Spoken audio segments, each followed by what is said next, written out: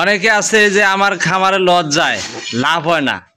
আরে ভাই, এই গোপন টেকনিক অনেকে জানে, অনেকে মিস্ত্রি আছে, কিন্তু যতগুলা খামারে কাজ করা হয় বেশিরভাগ আমরা সাথে নিজেও করতেছে, মিস্ত্রিদের সাথে হেল্প করতেছে মতো।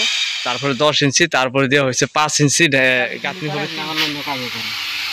সম্মানিত দর্শক, আপনারা যারা গরু পালন করেন কিংবা করতে চাচ্ছেন, আসলে একটি খামারে কেন লস যায়, কী কারণ লস যায়, কেন আপনার গরু পালন করে লাভবান হতে পারেন না, কিভাবে আপনারা খামার শিট করবেন, কিভাবে খামার করবেন, কিভাবে খামার করলে আপনাদের ভালো হবে, আজকের এই ভিডিওটি খুবই গুরুত্বপূর্ণ।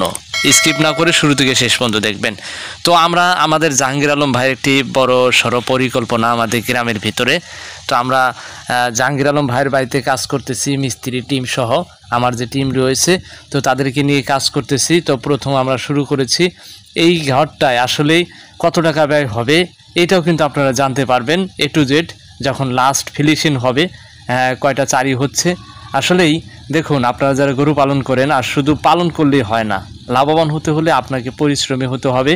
আপনি যদি পরিশ্রমী নিজে করতে পারেন তাহলে আপনি লাভবান হতে পারবেন। আর গরু কেনার টেকনিক আছে, যখন আপনারা গরু কিনবেন দেখে শুনে কিনবেন, তাহলে আপনারা কখনো ঠকবেন না এবং আপনারা লসের সম্মুখীন হবেন না।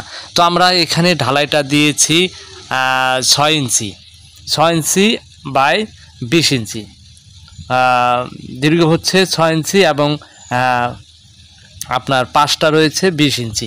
তো এই ঢালাই দেওয়ার পরে আমরা এখানে কেটে নিচ্ছি 10 ইঞ্চি, 10 ইঞ্চিগুলো বিছাচ্ছি। এই 10 ইঞ্চি গাঁথনি হবে 2.5 ফিটের মতো, অর্থাৎ 10 লাইন।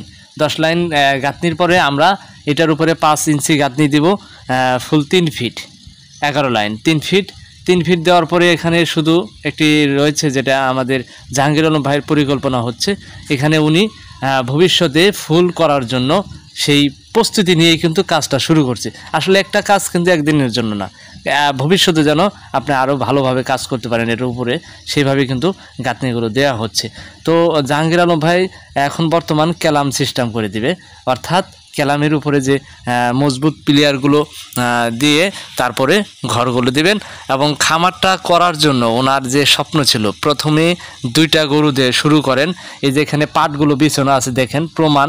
উপরে আগে ওই পাশ থেকে, পূর্ব পাশ থেকে, অর্থাৎ ওই পাশ থেকে আগে শুরু করে, তারপর আবার 2টা বাড়ায়, আবার 2টা বাড়ায়, এইভাবে বাড়িতে বাড়িতে এখন অনেক গরু হয়েছে এবং লাভবান হচ্ছে।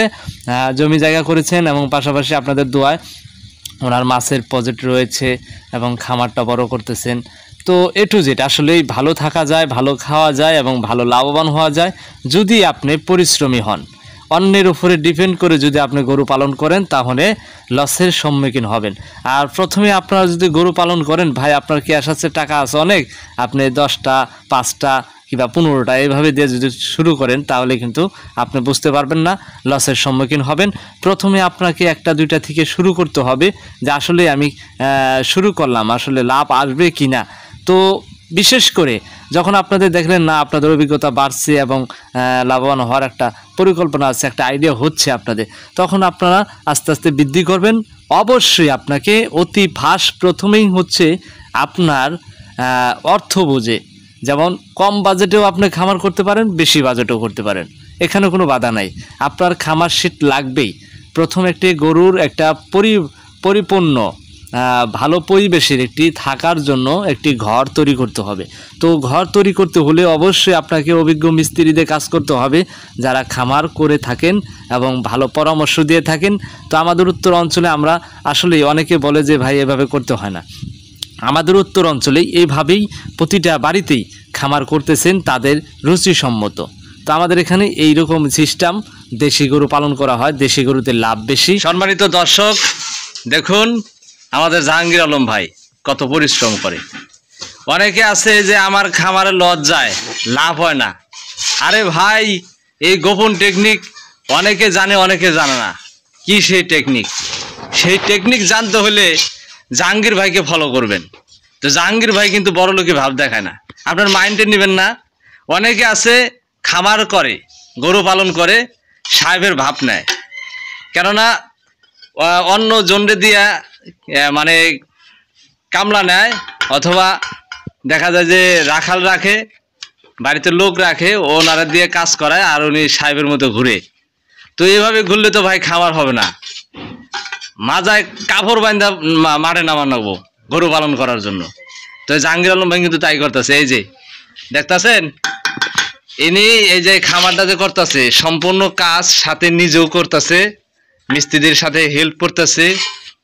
আর এমনি খামার হয় না, ওনার স্বপ্ন ছিল খামার করবে, গরু পালন করে। তো আল্লাহর রহমতে আপনাদের দোয়া এবং খামারের কাজ আজকে দ্বিতীয় পর্ব আপনারা ভিডিওতে দেখছেন অথবা দেখবেন। আর তৃতীয় পর্বতে দেখাচ্ছি যে কাজ কতটুকু হচ্ছে এবং নিজেই কিন্তু এই যে গ্রিল মেশিন দিয়ে এই ঢালাইটা কাটতেছে। তো ভাই স্টার্ট করেন দেখি পারদর্শী কিরকম। এই দেখেন সব কাজেই পারদর্শী আছে, এই যে কাটা ফেলাইছে অনেক। আবার স্টার্ট দিবে। আমি তো কখনো কাটি নাই। হ্যাঁ আজকে ট্রাই করতেছেন, তারপরে মাশাআল্লাহ ভালোই কাটছেন।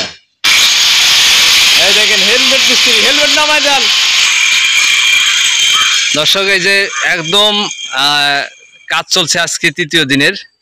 তো ক্লামগুলো দেখেন কত সুন্দর সিস্টেম করছে। আপনারা যারা ক্লাম দিয়ে ঘর দিবেন এখানে লাট লাগানোর সিস্টেম আছে এবং একটা জ্বলিয়ে ডাবাই দিতে পারবেন মাঝখানে।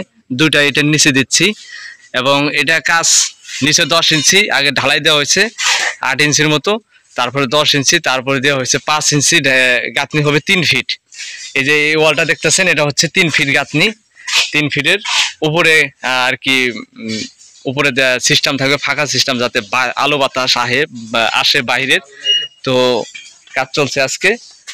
এই খামারটা সম্পূর্ণ আপনারা ভিডিওতে দেখতে পারবেন। লাস্ট ফিনিশিংয়ে কত টাকা খরচ হয়, কত টাকা ব্যয় হলো, কত টাকা টোটাল A to Z আপনারা হিসাব পাবেন। তো এই যে কাজ চলছে ক্লামের উপরে। ক্লাম দিয়ে আপনারা ঘর দিতে পারবেন যদি আপনারা সঠিকভাবে নিচ থেকে মজবুতভাবে ঘরটাকে তৈরি করতে পারেন।